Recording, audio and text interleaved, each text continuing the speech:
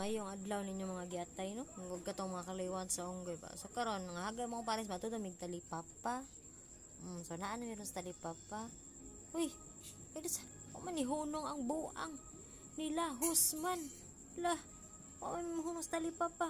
Tuara. Di na miss highway. Kakagwang gani ko ang pares. May lang gani no. Kinagsuot ko brawa pa lang na. Atay na lang ano kaasan kami paingon na ning naabot na Miss Highway nga talipa para may sabot namong duha. Amaw. Ang ending di ang kagwang wa gasaba-saba gigutom di ay mag-snacks po dai miss iyang favorite nga Alberto's Pizza. Ang dagoy nagngisi. So while waiting sa amo ang gi-order, the usual na mo nga paborito kanang Hawaiian, mo do pare favorite gyud na mo Hawaiian unya sa katong mga bata kay pepperoni ginila og sa katong ako ang kamanghuran kay halo-halo. So while dali ra pud kaayong serving niya like 15 minutes dili para sa una nga perting dugaya jud kay labtag oras.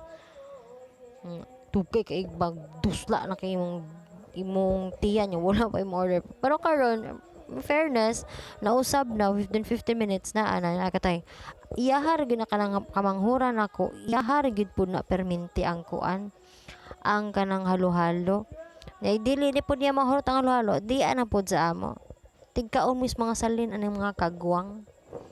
In fairness lami pud ang ilahang halo-halo pud diri pero mas lamay jud ang Victoria sa Talisay ug human pud amo gaon of course oy kay XRM man ta manghip maka-feel kita sa mga trabahoan ng mga nanarabaho diri sa mga fast food chain.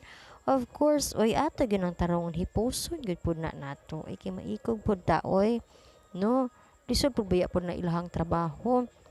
Nya after na mo magkaon ng hipos, kaning mga anak nako magdagandagan gyud na diri perminti sa parking lot sa gawas sa Albertos kay kaning Albertos diri nga naa sa Naga. Kuan man gud dako siya space ni